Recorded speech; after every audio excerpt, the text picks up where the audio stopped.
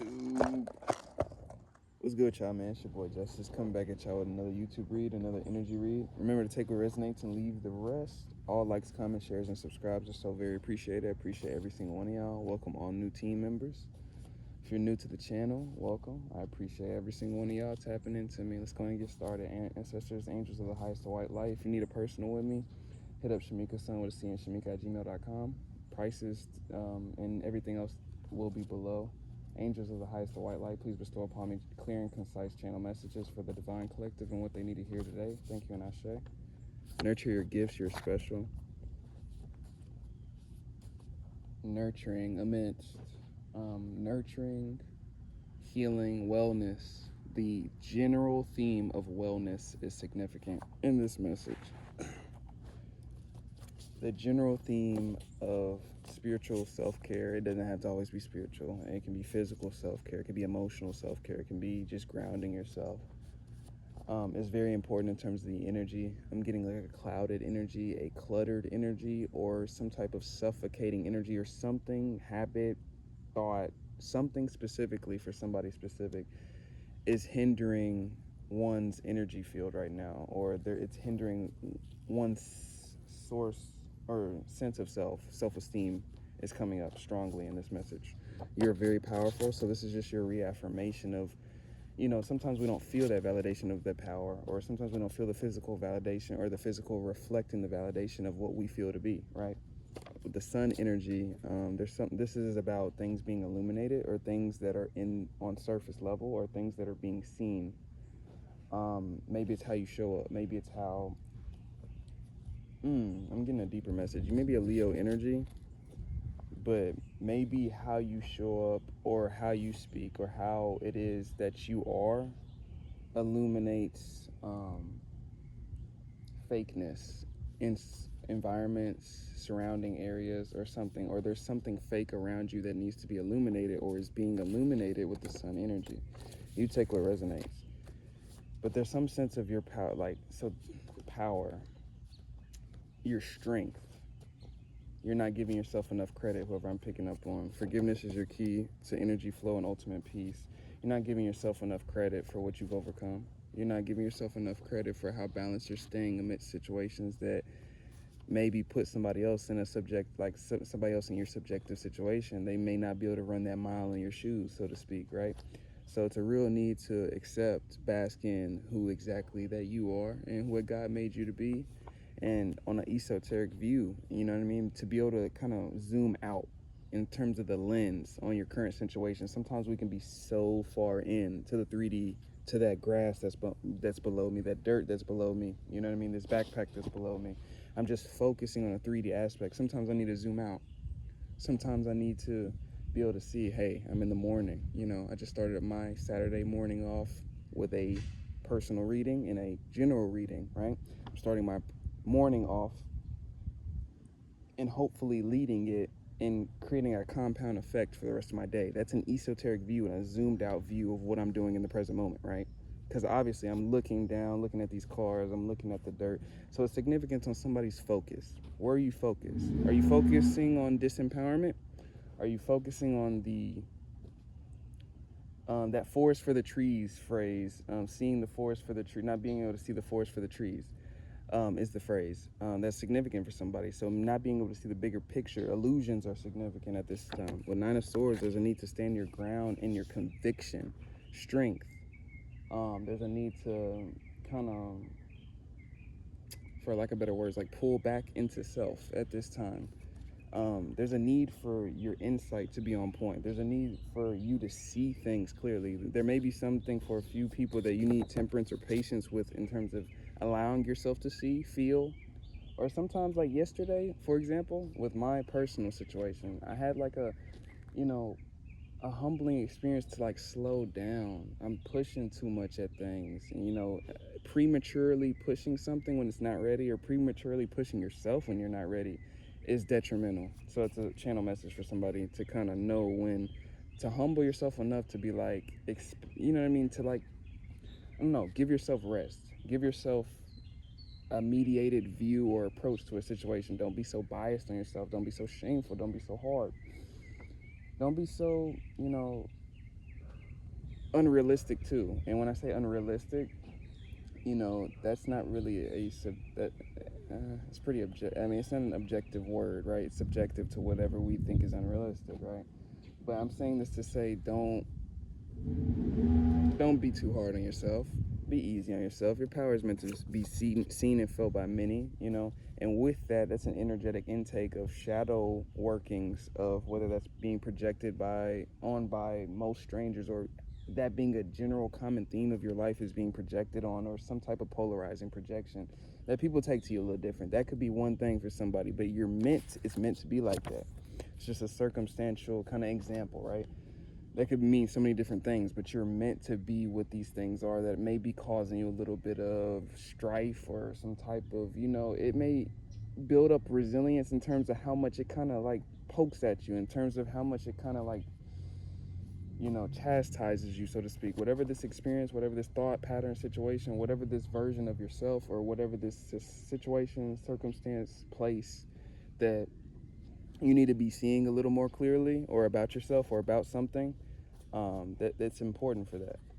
Where your karmic debt is clear. This is important for you clearing out your karmic debt and moving forward to your next ascended path. I mean, next ascended part of your cycle, whether that's just a spiritual engagement to another part of your stream of consciousness, or a newer stream of consciousness, a new neural pathway. This could be a new job. This could be new money coming in.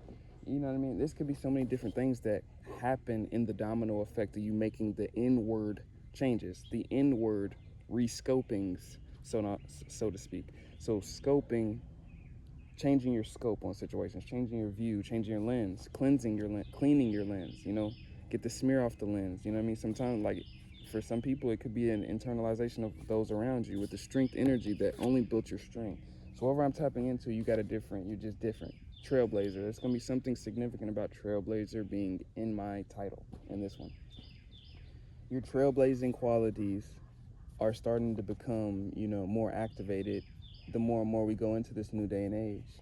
The more and more activation, the more and more things that are coming up to surface on a collective consciousness level to, kind of purge out, the more space and availability there is for the collective conscious to rise and ascend. That's what happens on an energetic level at all times in these transits.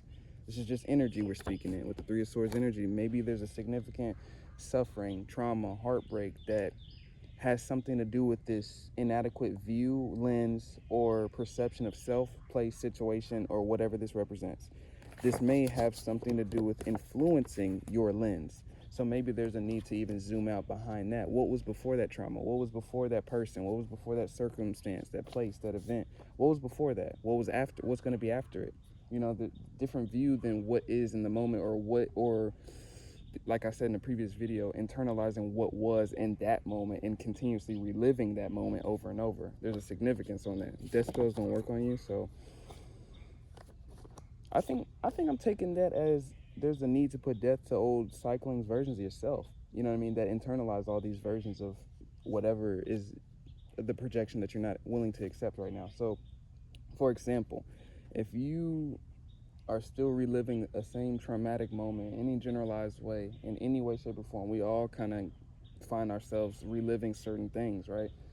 They're thoughts that come back, but those thoughts can co-assimilate us to that said realm that its energy is associated or aligned with, right?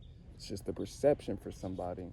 So with these things, there's a need for, being able to put death to the ideologies specific for somebody of self, that were never you, the places that never really reflected you, the places that we still can internalize from that said embarrassing experience that we still think is hindering at us. You know what I mean? It's just mental. We're putting the energy towards it on an automatic rate that we have to retrain our mind to not automatically do.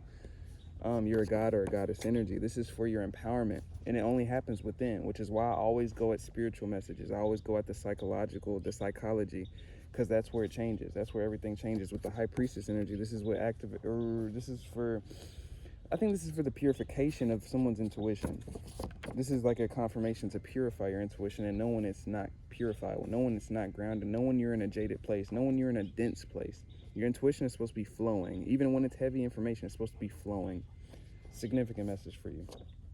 People want a destiny swap with you. That comes out quite a lot.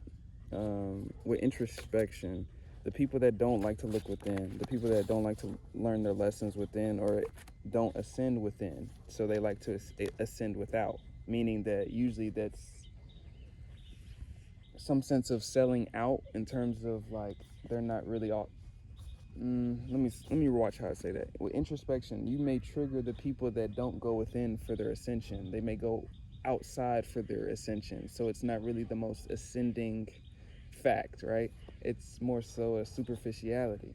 So basically, I guess you trigger the inauthenticity in other people with your authenticity.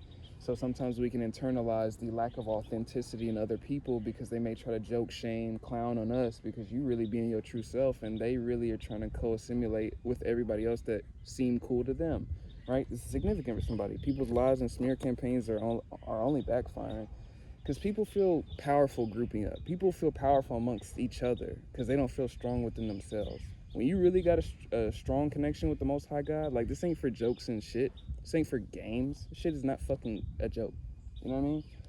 If you got a real connection with Source, you'll never really need to stand amidst nobody for power. You'll never need to. I walk by myself. I move by myself. And it don't mean I'm fucking He-Man, you know what I mean? But for somebody I'm tapping into, don't be ashamed to walk by yourself when you need to. If you don't have that, you know what I'm saying? I'm not saying that I don't have the support system, but shit.